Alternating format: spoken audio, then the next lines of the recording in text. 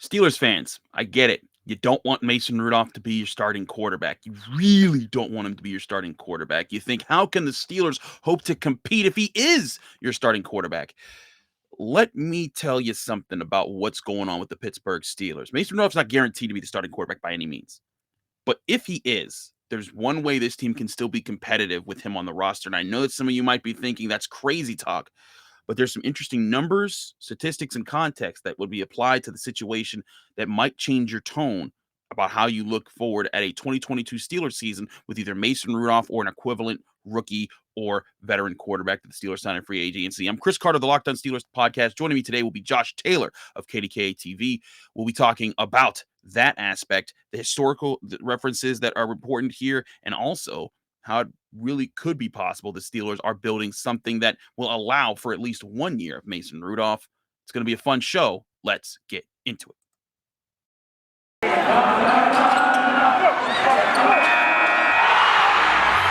You are Locked On Steelers, your daily Pittsburgh Steelers podcast, part of the Locked On Podcast Network, your team every day.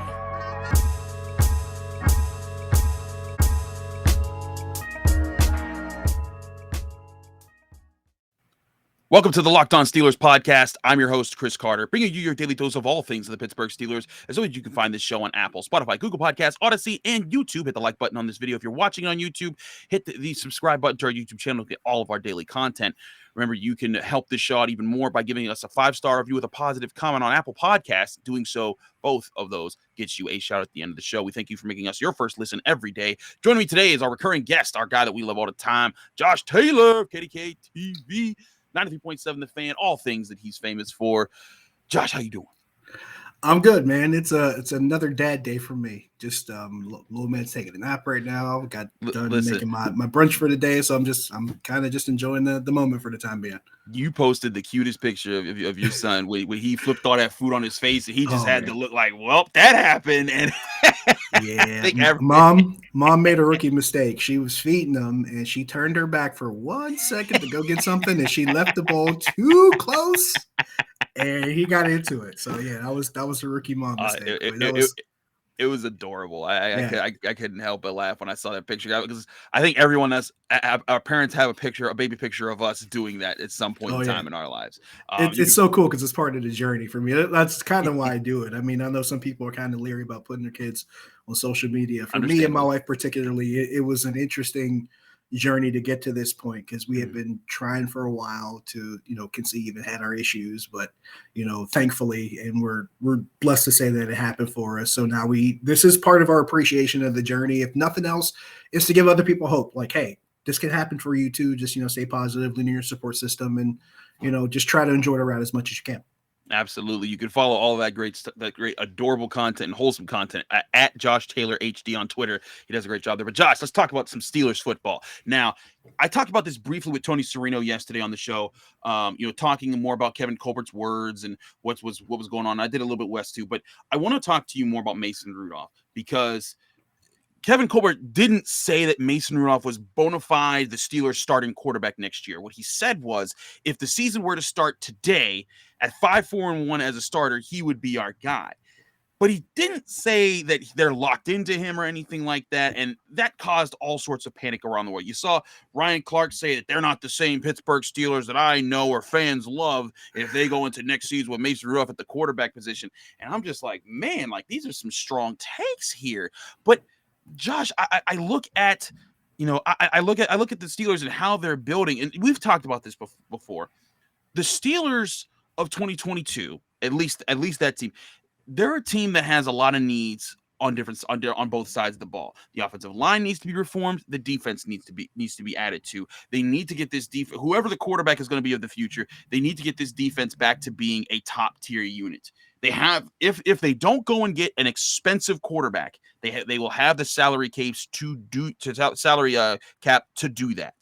If they don't trade up to get one of those quarterbacks they like in the first round, they'll have several picks to have opportunities to help with both of those cases.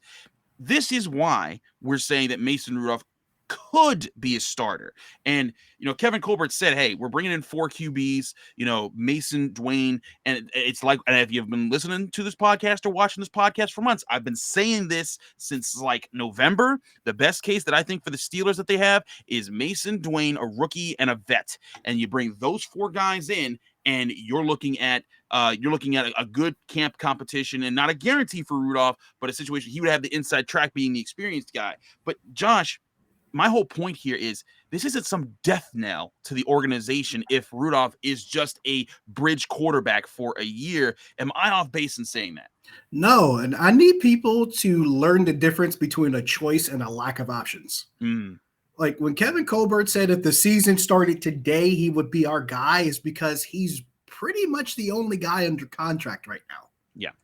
That's not because they have just completely written off Dwayne Haskins. It's not because they haven't decided. That's not because they've decided they're not going to try to trade for a veteran or sign one. It hasn't been said because they're not going to draft a rookie. It's because he's the guy they have right now. That's why he qualified it and said it if the season started today. That's what the qualifier was. That's not a choice. It's a lack of options at the moment. That can change in a month after free agency has begun. That can change within a couple of months after the draft is come and gone. That can change even going into training camp if someone's a salary cap casualty between now and then. I know people don't want to hear this name, but if the Colts decide to move on from Carson Wentz, that becomes a reality. Don't shoot the messenger. I'm just saying it's out there. Before you keep going, I gotta ask. So we have 2 hype trains that have been built right now on the Locked On Steelers podcast. Tony Serino is leading the Trubisky train. He is hashtag Trubisky train. Mark Caboli is leading the Wentz wagon right now. So if you had to pick between those two, are you Trubisky train or are you Wentz wagon, or is there someone else that you want to start a hype train for? Oh man, it's like saying one in the gut and one in the head. Now, bear in mind, Cabali came on my radio show and did the same thing too. I was filling for Paul Zeiss. He said the same thing about Carson Wentz. Only because it would be the better option for them as far as resources are concerned. And I can't believe I'm saying this. I might have to go with Tony right now. Whoa! I never agree with Tony. Whoa! Tony, my man. You know I love you, but like, I can't believe it. I think Mitch Trubisky would be the better option only because he's going to cost you less against the cap over the life of the time you would have him here. Now, Mark Cabali made a great argument. You can bring in Carson Wentz in the trade. You hope the Colts pick up some of the salary and you get him for pennies on the dollar, and there's no guaranteed money the 2 following years. So if you don't want him, you get rid of him and there's no risk. That's a very strong argument. But as far as the quality of play from the quarterback, that might be a wash, maybe. One might have the slight edge over the other. But for what you're giving up for the opportunity cost, I'll take Trubisky because there's a lot less risk with maybe some possibility for reward. If that makes sense. Like, it would cost less to make that Mitch Trubisky move. No, as opposed to maybe taking a greater risk with Carson Wentz. Now, at the risk of some fans might have already turned off the podcast because they're sitting like, are these guys really talking about Mason Rudolph and Carson Wentz and Mitch Trubisky? They want us to suffer. And listen, Steelers fans, I get it.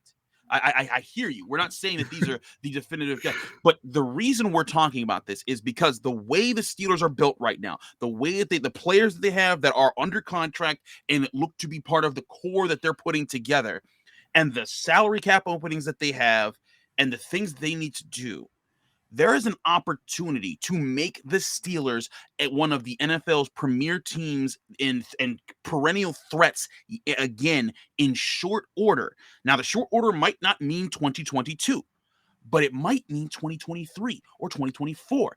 And if you'd rather, and what we're saying here is that the formula that we're going to propose that over the next 2 segments here, that might have to involve Mason Rudolph, at least for a year. But that formula might be a much surer bet than, say, trading for Aaron Rodgers, giving up 2 first-round picks, giving up the salary cap space that you finally have, and passing up on the opportunity to build an elite defense and a very good offensive line, which both of those 2 things could get you some opportunities that we've seen, not just the Steelers in the past take advantage of, but other teams this year.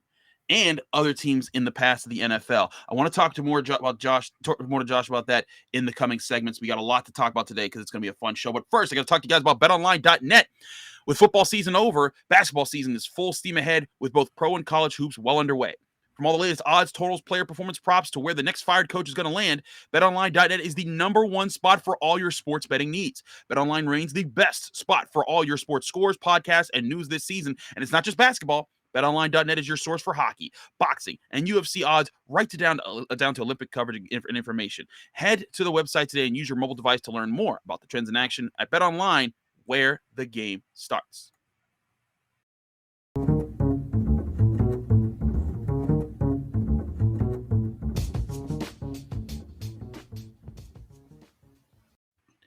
Back here on the Locked On Steelers podcast, I'm your host, Chris Carter, here with Josh Taylor of KDKA TV.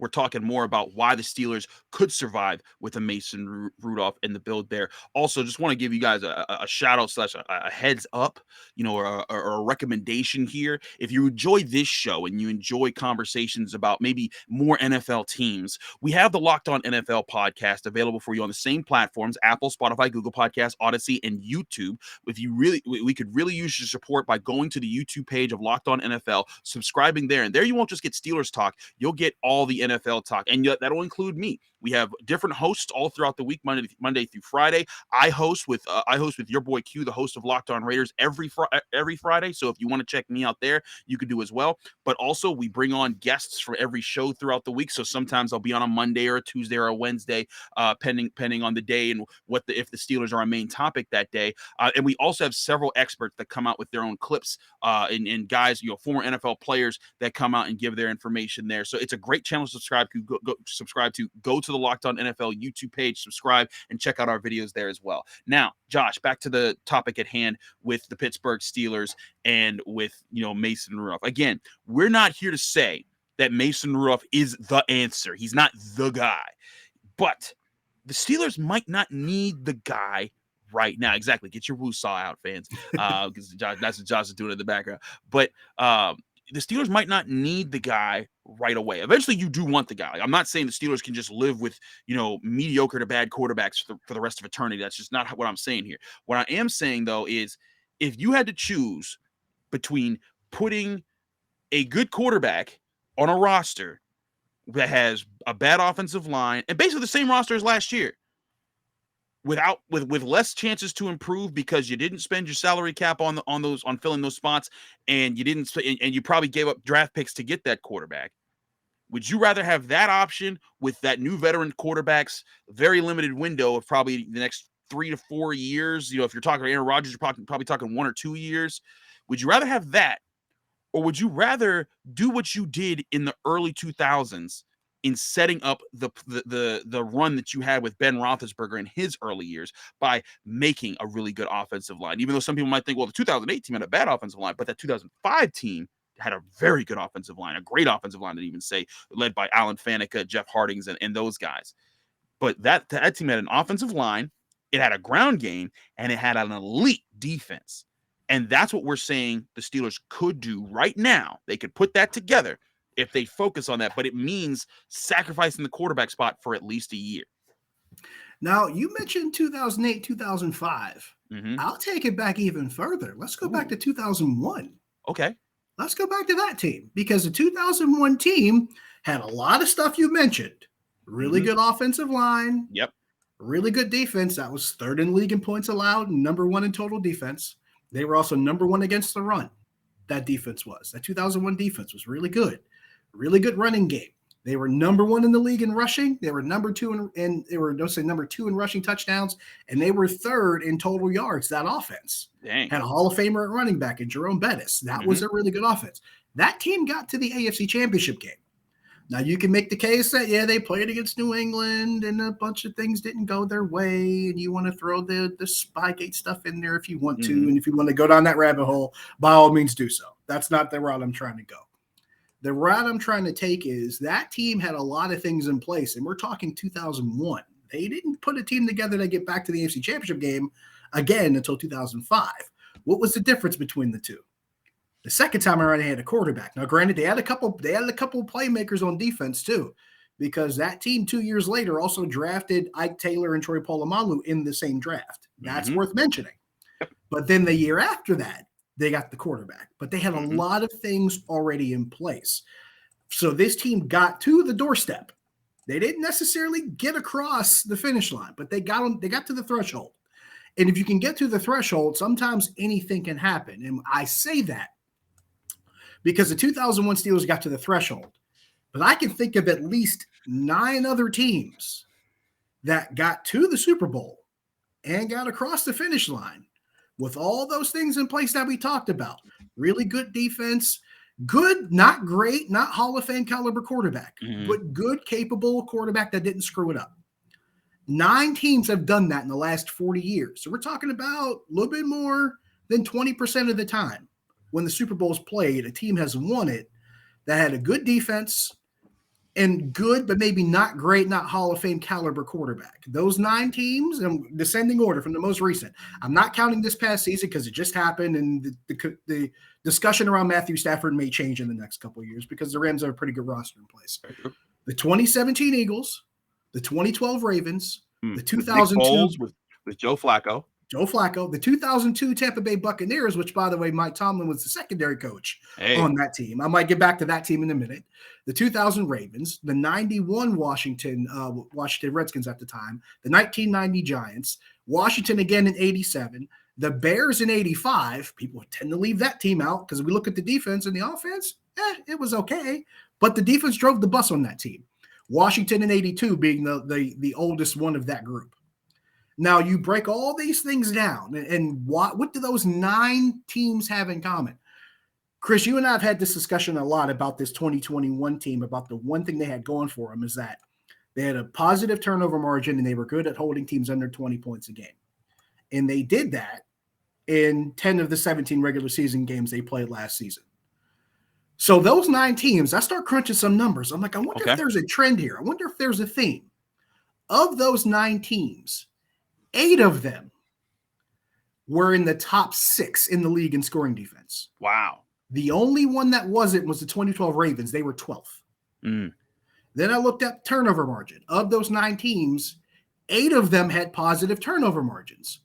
6 of them were in the double digits. Wow. Only one team had a negative turnover margin, and that was the 87 team from Washington. Now, if you want to discount 82 because they only played 9 games, they were coming off of a strike, fine. You can set that team to the side, but they still fit the argument on both of those levels.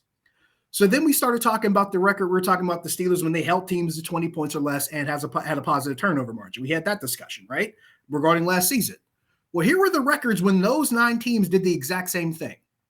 Eagles were 5-0 in 2017. The Ravens in 2012 were 8-0. The 2002 Bucks were 11-2. The 2000 Ravens were 11-2, which really good defense, both of those teams. Washington in 91 was 10-1. The 1990 Giants were 10-1. Washington in 87 was 6-1. The 85 Bears were 13-0 when they held opponents under 20 points and had a positive turnover margin. And then Washington in 82 was 5-0 with that shortened season. But that theme was recurring. Really strong defense, keep the other team off the scoreboard or at least minimize it, and have your quarterback not screw it up and your offense just be efficient enough to score points. All 9 of those teams did that, and they were all pretty productive when that particular thing happened, as opposed to the Steelers, which also had a pretty good record when they kept teams under 20 points and had a positive turnover margin. In fact, they were 8-0. They were 8-0 when they did so. When they either tied or won the turnover battle while holding a team to 20 points or under. Now, I know some people might say, but Chris and Josh, come on. I mean, they can't do that again, can they? Like, who can do that, more? But they already have. Because in 2019, they did it 7 times when Devin Hodges and Mason Rudolph were quarterbacking. In 2020, even when Ben was playing well, they did it 6 times that year. And again, 2021, all these teams that they put together, none of them had the opportunity that the Steelers have with the salary cap coming up to make major additions to their defense. They did it with just home growing their defense. Cam Heyward, Stephon Tuitt, when they drafted Devin Bush, going out and signing Joe Hayden in free agents. They did get a Steven Nelson, but Steven Nelson wasn't no upper tier guy. He was like a decent signing who worked out really well for a couple seasons. Mike Hilton, a homegrown guy, guys like that. And then you did trade to get a Minkah Fitzpatrick. But again, you're talking about this past year with the worst rushing defense, with the injuries that they had. If Tuitt comes back, great, you got him. If not, you use his cap space to add to this equation.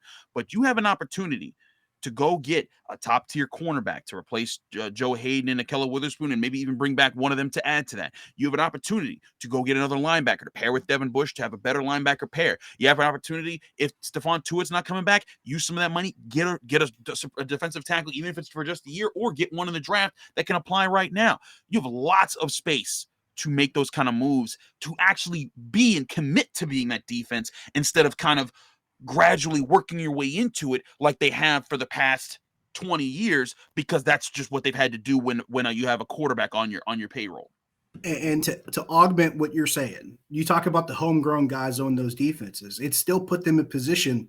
The few times they had to dip into free agency, even in past years, they were able to dip in and get a James Ferrier. They were able to dip in and get a Ryan Clark. They were able to dip in and get a corner here and there. They were able to dip in and bring in a Mike Logan. They were able to get pieces that still fit what they were looking for. Now, with all those teams I mentioned that won Super Bowls without a Hall of Fame quarterback, I had to have a control group, right? So I used the two Steelers teams that most recently won Super Bowls. The 2008, 2005 teams, not very different. The 2008 team was number one in scoring defense, and the 2005 team was third. Both teams had positive turnover margins. In 2008, when they held teams to 20 or less and had a positive turnover margin, they were 11-1, and in 2005 they were 9-1. The formula stands the test of time, but that's with having a quarterback who's going to become a Hall of Famer in Ben Roethlisberger. But the premise still remains the same.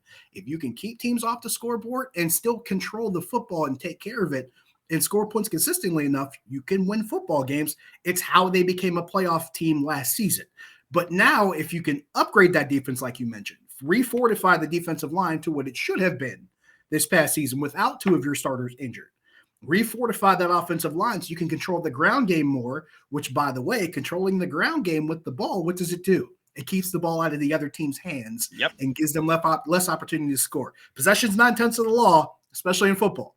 So all of that adds up to creating the same formula where you have the ball in your possession. The other team doesn't. So you have higher potential to score and they don't.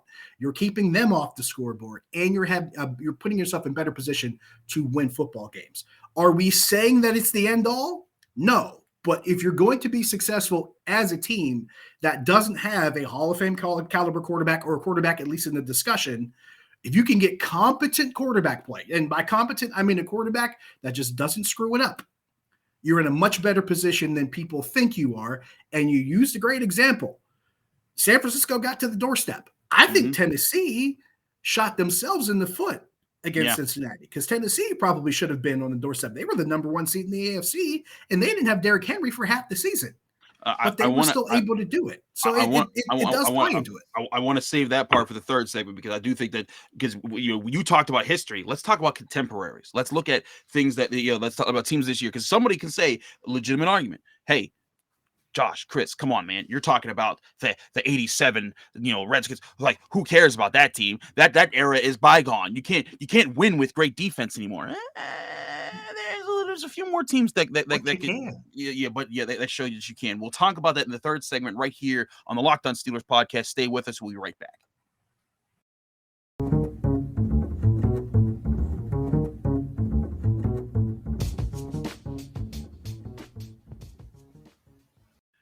Back here on the Locked On Steelers podcast, I'm your host, Chris Carter, here with Josh Taylor of KDKA TV. Now, Josh, you started talking about the San Francisco 49ers. They are the model that I think the Steelers could look at. And I wrote about this again. If you want to read, if you're a person that likes to read things in your hands, or go through film and stuff, I did a whole article on my Carter's Classroom column that comes out every Wednesday for DK Pittsburgh Sports, talking about Mason Rudolph, what he has to do to improve, in addition to why it makes sense to at least live with him or a quarterback like him for a year. But in crunching some of those numbers, to me, one of the biggest factors to the Steelers and how they need to play is they need to play with quarterbacks who just aren't turning the ball over. It's fine if you don't throw 3 touchdowns in a game. It's fine if you don't throw for 300 yards in a game. Ben Roethlisberger did neither of those in any game in 2021, and they managed a winning record. But when he didn't throw an interception, the team, when you look at how they played this past year, they were 7-1 when simply he didn't throw an interception. It wasn't about for Ben, did you put up a lot of yards? Did you put up a lot of touchdowns? Did you dissect? Did you explode against that defense? It was simply, did you not make the mistakes that put the defense behind the chains or behind the yards that put them in hard spots? If you didn't do that, this team had a good chance to win. Similarly, if you look at the previous 2 Super Bowl teams the Steelers had when Ben Roethlisberger was either a second-year player or a fourth-year player. Fourth year, fifth year, one of those. Fifth year, right. But point being, you look at those years, it was the same thing. And Ben even said it. If you go back and you watch the America's Game documentary, by the way, some of my favorite things to watch. If you go back and you watch the America's Game documentary where Ben Roethlisberger's struggling in the middle of that season, and there were back-to-back games against the Manning brothers, Peyton and Eli, and the Steelers lost both games at Heinz Field, and in between those 2 games, he threw 7 interceptions. And he said the thing that he learned from that was, I just need to not throw picks. And with the way that we're built, we're going to win games. And in 2005, they were 8 when they won the Super Bowl the first time in Super 40. They were 8-1 when he didn't throw an interception. In 2008, they were 8-0 when he didn't throw an interception.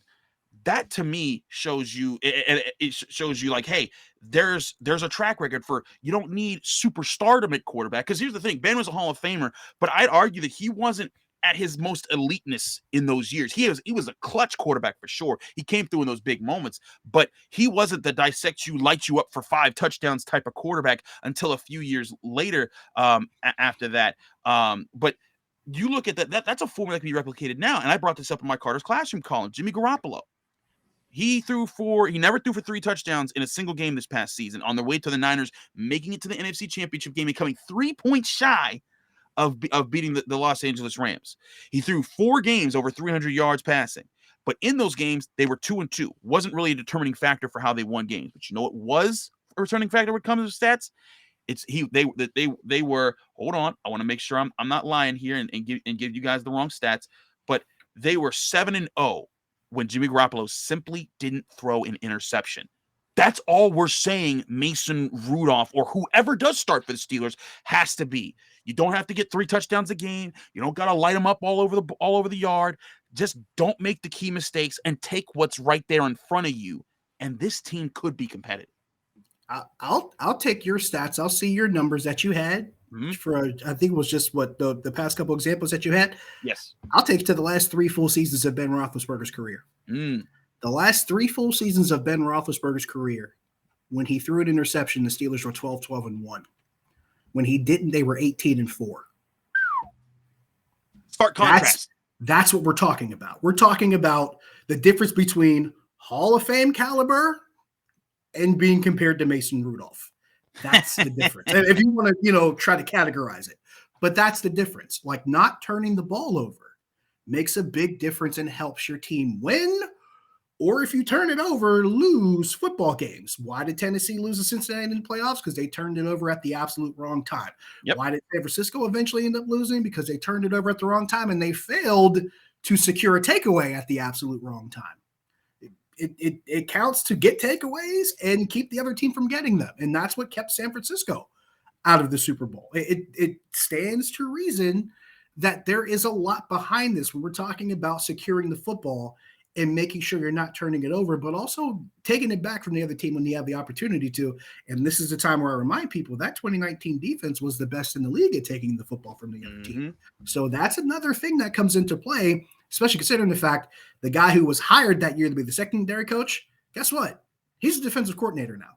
And one of the things he likes to emphasize is getting takeaways. So that brings us into even clearer focus when we're talking about this, I don't want to call it a formula, but there is a criteria that can help you win games, even without a game-breaking quarterback that can just completely light up the field. And again, looking at, contemporary, recent teams, like you were talking about the Tennessee Titans, they did a great job all year as far as working to get the 1 seed, and then they fell when Ryan Tannehill threw 3 interceptions in the playoffs. When he did throw an interception, they were 5-6. Or no, excuse me. They were 5-4. I apologize. But when he did throw an interception, when he didn't throw an interception, they were 7-1. It shows you how they were a team that they didn't need Ryan Tannehill to like people. It helped when he did. Like, that's why they went and got Julio Jones. That's why they drafted AJ Brown. They want the passing game to work. To make no mistake about that. But that team is at its best when Ryan Tannehill doesn't have to do too much. The run game is working and the defense is playing well. And the defense for the Titans isn't even that loaded really that yet. Bud Dupree was coming back from injury. I really like Kevin Byard, but they still got to figure things out at corner. And I think the guy they got at defensive tackle, Jeffrey Simmons, I think he's playing at a high level. They got pieces to build around there. But this is, again, what we're saying that the Pittsburgh Steelers have to do. This is why we're talking about the Niners and Titans, the team that did this. People that think it's so impossible that the Steelers could compete with a mediocre-looking quarterback next year, I think are missing the point that if the Steelers really invest, and I know Kevin Colbert said we're not going to break our form from how we signed free agents this year. That just means that they're not going to as Tony and I talked about yesterday, that just means they're not going to be the first team that's signing people on the very first day. But they're going to be out there looking for guys who can contribute right now and be part of what they're building. I think it's very possible. You see them go out, you get a top corner, get a linebacker to pair with Devin Bush. And this is both free agency and draft. You make that defense a bona fide top 5 unit again that's also creating turnovers, and you build an offensive line that not just protects Mason Rudolph or whoever's back there at quarterback, but opens up the lanes for Najee Harris, which is the very reason they drafted him, because they saw this coming. And they know that one of the easiest things that can relieve having a mediocre to bad quarterback is having a running back who comes in to save the day. And I'm not saying that Ben Roethlisberger was a mediocre to bad quarterback, but against the Kansas City Chiefs, and the last time the Steelers won a playoff game when they were on the road and are still the only team in NFL history, I believe, to beat Andy Reid coming off a bye week in his own stadium in the playoffs, they did so when Le'Veon Bell ran for over 200 yards and Ben Roethlisberger couldn't turn any of them into touchdowns. They were all field goals. But they won that game with defense, and they won that game with the ground game. And that was a team that again, paid a lot of money to get a quarterback, was paying a lot of money for their offensive line. Imagine if you take a team, salary cap-wise, not have to invest that much in the quarterback. You make the defense that much better. You make the offensive line that much better. You have the primary running back. You put yourself in a position to actually compete with people. And again, if you think that was 2016, in that season, look at the teams this year who were in the playoffs and considered real threats. The Titans got bounced in the divisional round, and the Niners being to the NFC Championship game. But neither of them, I think, have the amount of playmakers that are currently on the Steelers defense. And if you added even more, the Steelers defense could be even that much better. I'll add to this. Everything you just mentioned as far as fortifying that defense and fortifying the offensive line to make the running game and the defense better. Not only does it put you in better position to win games this upcoming season, but let's fast forward 365 days. If you use the cap space to build up the offensive line, if you're using draft picks to help build up the offensive line and fortify your defense, and I'm throwing this out there from my own personal opinion here, if there's a guy that's out there at 20 overall that I think can make this defense better, if that guy's name is Jordan Davis, I am drafting him out of Georgia and adding him to this defense and solving a lot of problems with one stroke. Yep. That's one thing I'm thinking. So if you're following along those lines, using draft picks, using the cap space that you have, which, by the way, they're going to have a lot of next season too. So you fast forward 365 days. If you use the cap space that you have this season and the draft picks that you have this season to make the offensive line and defensive line better and fortify this defense and this run game, you're also in a position 365 days down the road. Let's say you're drafting still in the mid to late first round, but there may be a quarterback out there that might be available in the trade. Now you've got a strong enough team that you've got some draft capital to make a deal for a quarterback. Now you're in the position that the Rams were in a year ago. When they now traded, you can add the final piece to actually make things work. This is what happens when you have very sound roster management. This is what happens when you draft well and build well through the draft, because now you don't have to financially or any other way cripple your franchise just trying to get a quarterback. And I say this a lot. In the NFL, the QB thirst is real. Like it's something, because there are teams that are desperate for a quarterback. There are teams that will do anything for a quarterback. I mean, NFL quarterback thirst trapping is true. It's a thing. So you got to be cognizant of that. So if we're talking about what we're dealing with now, when they're not in a great draft position to draft a quarterback, and also in a draft class that, let's be honest here, this ain't a steak and eggs draft as far as luxury positions as far as quarterback where you can build. I'm talking about even in the top 10. There's some people that say the quarterback may not go in the top 10 picks. Meanwhile, in 2019, 3 went in the top 6, and all 3 guys are starters now. Well, at least one still, at least arguably is. But I'm talking about Joe Burrow, Justin Herbert, and Tua Tagovailoa. Those guys went in the top 6, and they're talking about none going in the top 10. So in a quarterback class that may not necessarily be that strong, where the best style comparison is a Joe Burrow light, and that's for Kenny Pickett. Like, that's the best style comparison they can find in this draft. And not to mention the fact you're not really drafting in the position of advantage at 20 to get a quarterback. This is the year where you look for a meat and potatoes draft, and I think that's what this is. A lot of guys on offensive line that can help you. A lot of guys with defense that can help you. Some linebackers, some corners that can help you too. This is a meat and potatoes draft. Take advantage of that and fortify all that stuff now. Plus, you got cap space to address all the holes that you may not fill in free agency. You might fill some holes in free agency and fill the rest through the draft. And all you need left is a quarterback. And a year from now, you're in a much better position. If, let's say, for the sake of argument, like if Russell Wilson wasn't traded this year, but maybe he comes available next year, you got the draft capital now to bring somebody like that in here and be the final piece, the crown jewel, if you will, for a pretty well-built roster that can make a run. Or you could trade up in the draft and go get the rookie that you want to be around forever. If that's CJ Stroud, if that's Bryce Young, that's Brennan Armstrong, one of those guys. Because next year, it's still Dracovic. Look at you try to push them local products on us. You got to play to your home crowd. You got to play to the crowd. I saw Phil Djokovic launch a pass against Pitt's defense last year. I think he was like on his own 20, and it got to the other 20. And I just hear Boston College's writers go like, "Oh my God, when did he do that?" And I'm like, "You don't know who Phil Djokovic is." But and it's funny. He might be the best Big Ben comparison body wise that I've seen coming into the draft. And again, he'll be part of next year's most likely. Yes. I see what you're doing there, my friend. But point being, you can do all of that and still be competitive this year without wasting that opportunity. And if you put a considerable effort and you succeed, because again, they're not going to hit on all the things they do this offseason. I'm not going to say they're going to sign the perfect corner, the perfect linebacker, the perfect lineman. There's going to be mistakes. There always are in every team's efforts. But if you can hit on 80% of them, 75%, 60% of them, you don't want to go 50. That's easy. But if you hit on more than not, you put yourself in a position where you're allowing yourself to have that strong bank, that strong foundation. What you talked about, how they have the foundation because they drafted well, they've managed the roster well, and it's funny. I had someone in the comment section of our YouTube page recently say, "I'm so glad Kevin Colbert's going to be gone. He's missed in way too many times." And I say, let's go back to just 2010. Let's just count since 2010 who all the first round picks have been. Marquise Pouncey, home run of a pick. Cameron Heyward, home run of a pick. David DeCastro, home run of a pick. Jarvis Jones, bust. No problem there. But Ryan Shazier, that's a home run of a pick that just got injured at the wrong time. If Ryan Shazier was still playing for the Steelers, he might be everyone's favorite Steeler, and that might be the best defense in the NFL. And the defense would be so much better. He was stringing together the 2017 and 2016 defenses by himself.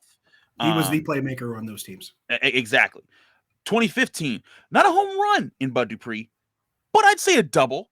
A guy who developed into a premier pass rusher and went on to he became paid because people wanted him bad. Now 2016, bust, Artie Burns. 2017, super duper home run in TJ Watt. 2018, Terrell Edmonds. Some people call him bust. I think he's a decent player, and I think that for what they needed at the year with the 28th overall pick, I get why they got him. But let's just say he's a bust. I don't think he is, but let's just say he is. He was better than he got credit for. And I think that was the fact that you just have some people that come up with opinions and have no idea what they're watching for. Exactly. But I'll say that Terrell Edmonds was at least a solid base hit. He wasn't a home run, but he was at least a base hit. I'll say a single, I think, is a very good way to put it. Yeah, that's what I do. I think it's too early to gauge the others, Devin Bush and Najee Harris, even though the 2020 first round pick is really Minkah Fitzpatrick because that's what they used traded to get him. Exactly.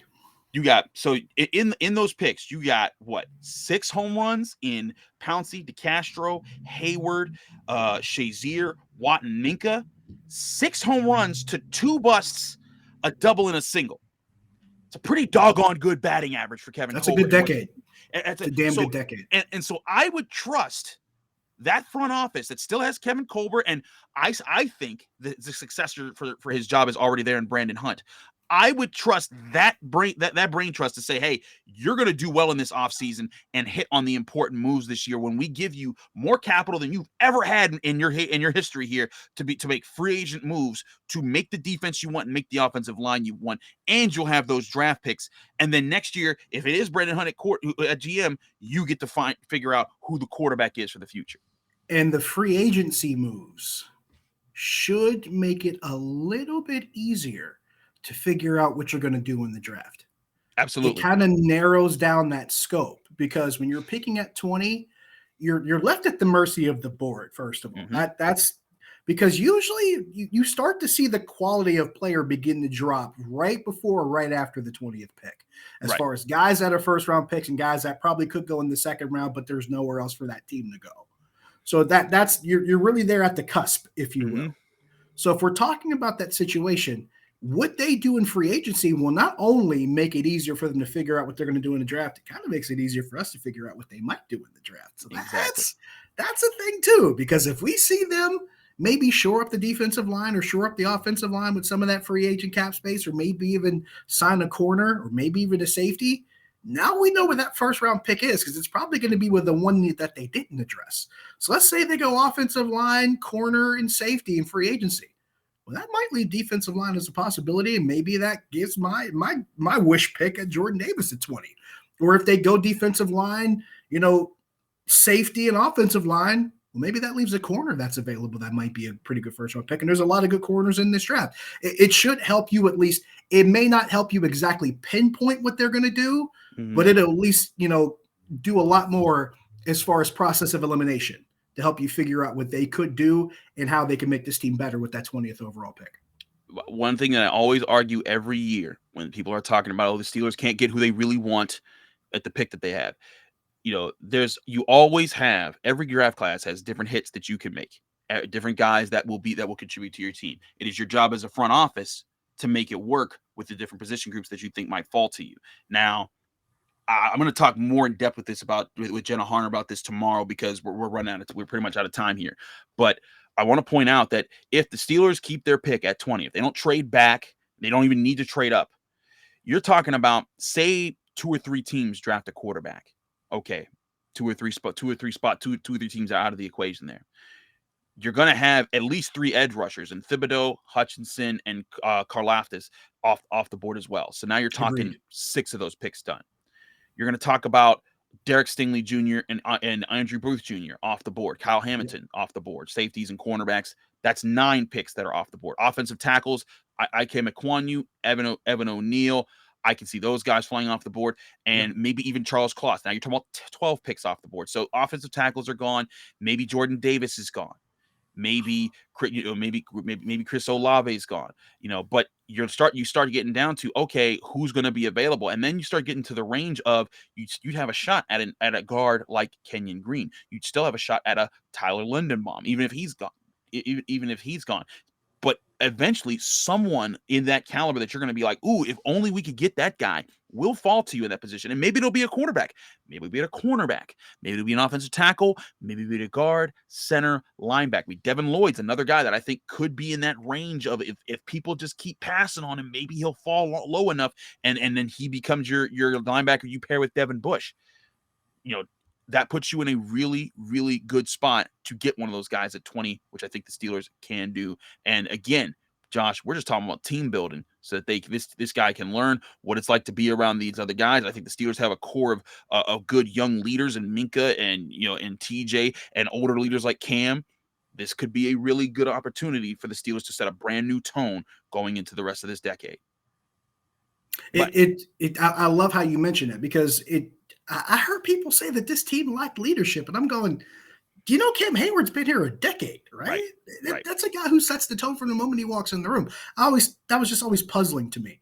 But this is one of the, and this is going to sound strange, but this is one of the benefits of having so many holes to fill and so many needs, because you might not have the one you want filled in the first round, but there's a couple other ones that still might. So it may not even be the position that we're looking at, as long as they fill a need. Because right now I can think of a half dozen altogether between both sides of the ball they could probably fill with that first round pick. So it doesn't even have to be that they want. Okay, so if it's not Jordan Davis, like I kind of hope it is, they still might do it on offensive line, like you mentioned. They might still do it at corner. They might still do it at maybe another place as far as linebacker. There are still situations where they might find their guy. It just may not be at the position that, a person might want or expect compared to someone else. Someone else might think it's an offensive tackle and they get the guy that they want. It's going to come down to what other teams are doing. There are 19 choices that have to happen ahead of them. There's something else to think about, Chris. There are a handful of teams that have multiple picks. So that's another thing that becomes a situation here. Because I want to say there's a couple that have 2 and there's one that has 3. So keep that in mind too. The Eagles have 3. And there's a couple of teams that have 2. So keep that in mind too, because other teams are going to try to check off their lists. Mm-hmm. That might help the Steelers, because a team might be weaker on a different situation or in a different position, and they're trying to fortify that. So the guy the Steelers need might always be there. So never just assume the board's going to go a certain way, and those teams having multiple picks, that could lead to trades too. So a lot of things can change if one trade happens. And I'm going to remind people with just one story. Remember, if one team didn't decide to not listen to the guy they drafted number 1 overall when he said, I'm not coming to play for you, maybe Ben Roethlisberger's not a Steeler. Because if San Diego listened to Eli Manning and said, look, I'm not coming to play for you, maybe the dominoes fall a little bit different. Maybe that guy that, didn't want to play somewhere else, or let's say Eli Manning did want to go play at San Diego. That means the Giants get Ben Roethlisberger. Yep. Because the guy they wanted was Eli Manning. If they couldn't get him, they wanted Roethlisberger. So the board might dictate things differently for you. The guy might fall that you want, or if something changes or a trade happens, everything can change with one phone call. So don't discount anything. Just as long as you're filling holes that this roster needs filled, and there's more than a couple, they focus on filling those holes and it'll be okay. Absolutely. Josh, we're way over our time, but I thank you so much for always. We do this all the time. It's like I know I'm about to get an email that says, Chris, your Locked On shows are too long. I'm very sorry. But thank you, Josh, for coming on the show as always. You're a pleasure to have here. Let people know they can find you, follow you, get more of your work. Josh Taylor HD. Pick a platform and put the name in there. You'll probably find me. He's awesome because he does so many things. Thanks, Josh. You're a treasure to have here. I'm Chris Carter of the Locked On Steelers podcast. Thank you so much for listening or watching the show. Remember, you can listen to us on Apple, Spotify, Google Podcasts, and Odyssey. You can watch us on YouTube. Like the video if you enjoyed it. Subscribe to the YouTube channel for all of our daily content. And if you want to help us out more, give us a 5-star review on Apple Podcasts with a positive comment. When you do both, get a shout out at the end of the show, like this person who Mercy and Grace 325 X Game Mode Podcast says awesome stuff. P.S. Steelers are my team and they should trade for Trey Lance. Whoa, Mercy and Grace, what are we doing there? We're trying to break the matrix right there. That's another story for another day. We've talked way too much. But thank you, Mercy and Grace, for your 5-star review and positive comment. We got one more coming tomorrow, so if you want yours to add to the list, be sure to add it. But thanks again. I'm Chris Carter. Follow me on Twitter and on Instagram at Carter Critiques. We'll be back tomorrow with Jenna Harner from WPXI, wrapping up the week with our Friday episode of the Locked On Steelers podcast.